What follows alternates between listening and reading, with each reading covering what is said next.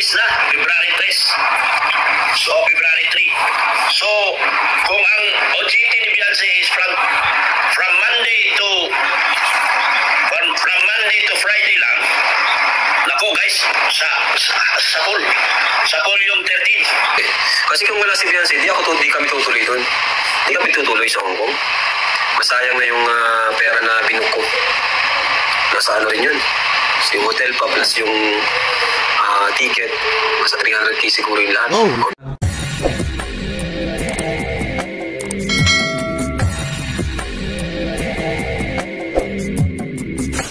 Alright, what's up mga tangay? Welcome back. This is my YouTube channel, Katangay PLC. Sa mapagpalang araw mga tangay, good morning, good afternoon, at good evening. Alright mga tangay, kung hindi ka pa nakasubscribe sa ama ng Kalingap kay Kuya Bal Santos Matubang, i-subscribe natin, panoorin natin, like, and share natin, nandun, skip at atin na. Kung hindi ka pa nakasubscribe, i-subscribe natin, panoorin natin mga vlogs natin na. At Kalingap Parab, kung hindi ka pa nakasubscribe, i-subscribe natin, panoorin natin mga Love Team, HC, Jandan, Joy, Jomcar, at iba pa, at iba pang beneficiary ni Kalingap Parab. At kay Kalingap Ido, dito tayo mag-reaction sa EDC mga tangay, dito. At kung hindi ka pa nakasubscribe kay Ka-Business Official Papadins TV, i-subscribe natin, panoorin natin, like, and share natin, nandun, skip ads. At kung hindi ka pa nakasubscribe sa aking munting YouTube channel, mag-subscribe ka na para update ka sa mga upload na reaction ko. At hindi ka pa nakapalo sa Facebook ko, Katangay PLC, at Facebook page ko, Katangay PLC 2.0, nag-upload na reaction din ako dyan mga tangay. So alright mga tangay, dito mga tangay, hala, bakit ganito kalaki ang nagastos ni Kalingap Parab.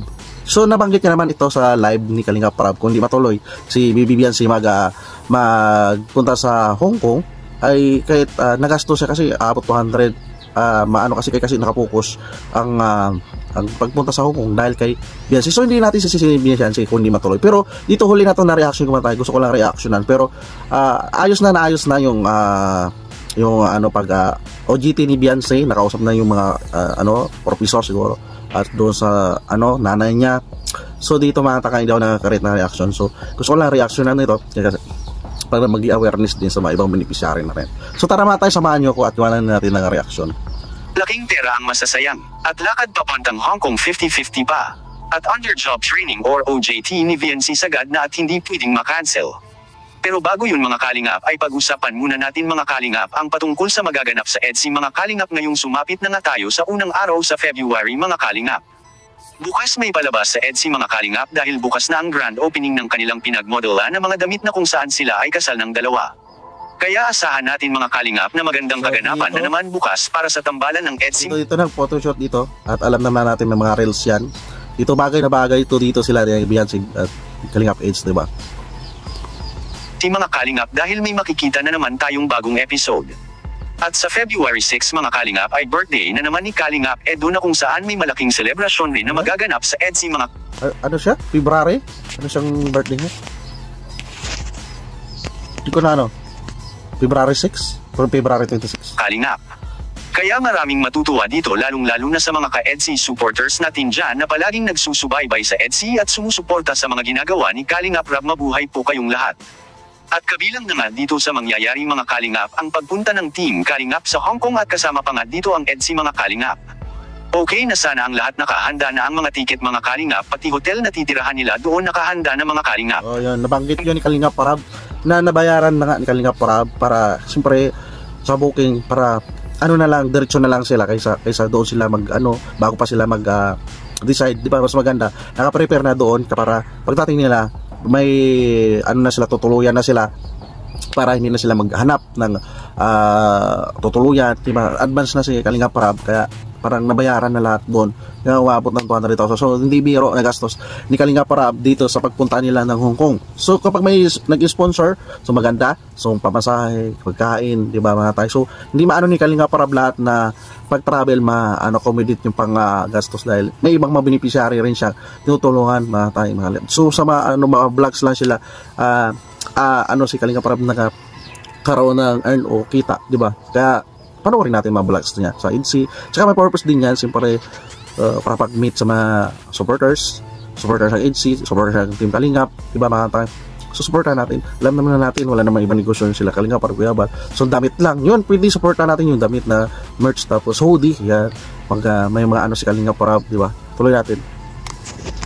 Ngunit may hindi lang inaasahan na maging conflict pala ang nakaschedule nila Kalingap Rab sa paaralan nila ni VNC mga Kalingap. Alam naman natin siguro kung ano ito, at sinabi ni Kalingap Rab na mag-donate anya sila sa paaralan ni VNC at para payagan si VNC na makasama. Ngunit parang hindi pa sigurado mga Kalingap dahil sa ipinahayag ni Dr. Love kamakailan at yan ang ating makikita sa video. Kung si Genesis, magka-Monday pa raw. Kung Monday pa, ano ba siya ngayon? 30 ngayon. Bukas 31. So Monday, at least na, February 3. So February 3. So, kung ang OJT ni Beyonce is from Monday to Friday lang, naku guys, sa pool yung 13. Oh, 10 days ang kanila, sinabi ni Genesis, 10 days ang kanilang OJT. Sa pool. Ni Ma'am Ann-Karin naka-jacket yung original. Oh, yan. Si Ann-Karin. Sa'yo. So, doon na nga, inano ni Dr. Love na nasa pool yung OJT ni Beyonce. So, inadya siguro, kaya 50 na sila mag-alis papunta ang Hong Kong. Nabanggit yun ni Kabal maalingap. So, masagasaan talaga. Masagasaan. Kasi importante din yung OJT ni Beyonce, di ba? Na maganda, marami siyang kasama, mag-OJT, di ba? Kaysa maghabol siya, di ba? So, na-complete dito sa pagpunta nila sa Hong Kong. At dito si Kalingap Rab, lilinaw rin ni Kalingap Rab. Tuloy natin. Dapat sumama ka. Kalingap Rab, pwede naman po yun pag-usapan. Oo nga po eh. Kasi kung wala si Beyonce, di kami tutuloy doon. Di kami tutuloy sa Hong Kong. Masayang na yung pera na binuko. Nasa ano rin yun. So, yung hotel pa plus yung ticket. Sa 300k siguro yung lahat. Oh. O 200. Lumot na po ako. Marami kasi kami. Madami talaga. So nabanggit ni Kalingap Rab na, so nakabook na siya 300,000. Tapos kung lima, makasama pa si Beyonce. At saka marami sila nakasama. So hindi lang, di ba? So sa pagkain na rin yan, pamasahe. So ang laki ng gastos ni Kalingap Rab. Doon pa lang nasa 300,000. So sayang, hindi naman sayang, pero nakakalungkot lang din sa mga supporters. Siyempre yan din talaga pangako ni Kalingap Rab pag February sila magpa-Hong Kong at hindi makasama si Beyonce, di ba? Pero sa tingin ko nalinaw na yan. So maganda.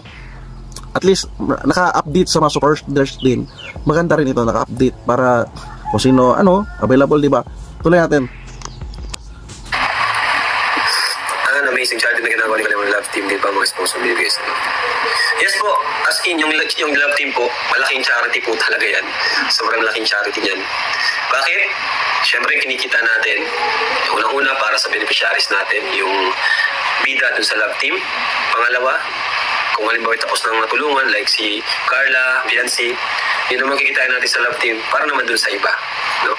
Sa ibang walang sponsor. Naipagsabi ni Dr. Love na sapol ang pet. Dito, nasagot ni Kalingap Rab. Malaki ang charity yung Love Team. So, example, mahatay.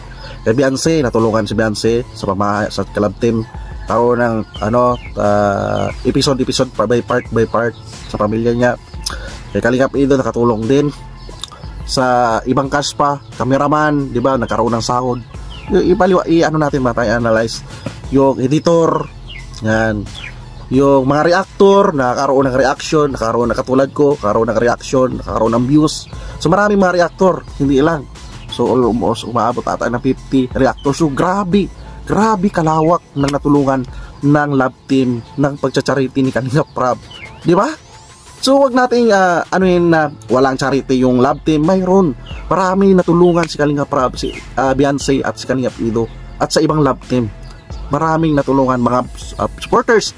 Natanggal yung stress nila, homesick nila sa abroad dahil nakapokus dito sa Love Team para maaliw, di ba maaliw, di ba? Sana maunawaan natin itong ginagawa ni Kalingap Rab, di ba? Nagkaroon siya pag-create nitong mga Love Team. Dapat supportahan na lang natin, huwag na natin i-bash ang beneficiary, kawawa naman, di ba? Yun naman ang purpose Kalingap Rab, na matulungan at bawat na nakakinabang dito sa Love Team, di ba? Matangay. So tuloy natin. Etsa kung saan papunta sila sa Hong Kong. At problema ito mga Kalingap at bakit? Yang dalawang araw na yan ang pinakamahalaga sa ginawang OJT ni VNC dahil yan na ang mga huling araw sa kanyang OJT sa 13 at 410. Maaring final na iyan at sa mga araw na iyan magbigay ng grades ang kanilang So dito 13, 14, yan pala yung pinaka-finals na OJT ni Beyonce.